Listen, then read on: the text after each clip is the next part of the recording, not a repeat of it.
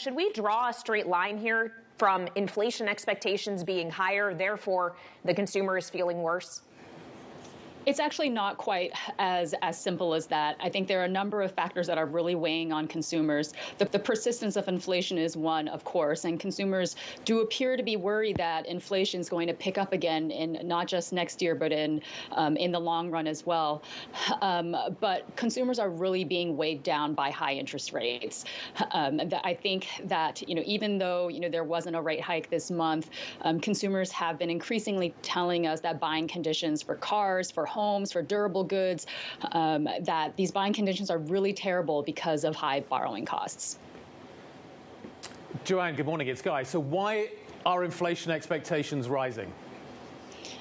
I think even though consumers have seen that over the last year inflation has slowed down, they're still seeing the stubbornness of high prices, and that's still really hurting their pocketbook and hurting how they feel about their living standards.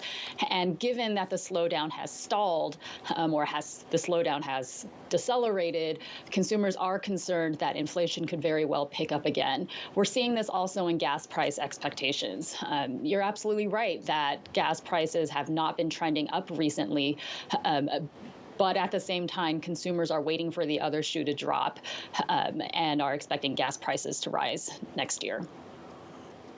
Well, and Joanne, to your point about a lot of this being just that they're facing higher borrowing costs and that's having an impact overall on sentiment, I can't imagine that language like we've heard from Chairman Powell just this week suggesting like rates may actually go higher if they need to, that isn't necessarily helpful.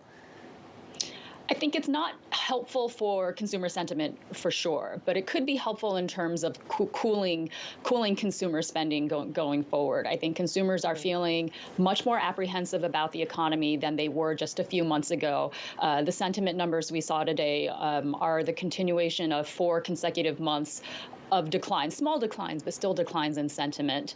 I think their long-term economic expectations for the economy are definitely deteriorating. And part of that is because of 2 wars in Gaza, a war in Ukraine, as well as apprehension over next year's election cycle. Joanne, would you say that inflation expectations for U.S. consumers are now unanchored? So for long-term inflation expectations, which is what we're usually looking at when we're talking about anchored expectations, it's a little bit above the 2.9 to 3.1 range that we've seen pretty much for the entirety of the last 2 years. However, I think we really want to wait until the end of the month to see if it sticks. 3.2 is not that, it's just 1/10 above the 3.1, which we've seen multiple times over the last year. So I would suggest caution in looking at this 5 to 10 year number. Let's see if it sticks at the end of the month. Well, I'm sure the Fed will be watching to see if it sticks, as it really is trying to keep a handle on inflation expectations. But as we know, Joanne, that's just one part of the Fed's dual mandate. Yes, they want to get inflation back down to that 2% target, but they also are trying to look at the employment side of the mandate as well. How much does what's happening in the labor market factor into how consumers are feeling? Are they feeling less confident about their ability to keep their job or get a new one? Consumers' views of their own personal finances and their own labor market prospects haven't changed a whole lot in this month. That being said, we are seeing some deterioration in consumer expectations over the unemployment rate. People are expecting labor markets to weaken a bit. Income expectations are not nearly as strong as they were in previous months. So it's really not a great sign that consumers see an acceleration in inflation as well as potential weakening in labor markets, which has been our main source of strength in the economy. Joanne, can you just give me a sense of what is happening within the various income brackets? Are we starting to see the pain being felt by the upper income brackets in a way that we weren't before?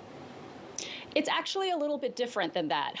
So there was a convergence in sentiment by income over the course of this high inflation period, but they've started to diverge again. Most of the decline in sentiment that we're seeing right now is among younger consumers, lower income consumers. High income consumers, particularly those with large stock holdings, actually their sentiment hasn't moved a whole lot since last month, and that's a reflection of recent strength in the last couple of weeks in stock markets. So all that's to say, Joanne, that could change very quickly if we get a sudden turn in the equity market. That's right. I think that the relative strength that we're seeing in higher income consumers is not a very stable situation. Given that they've been moving a lot with stock markets lately, it could take a turn for a worse pretty easily.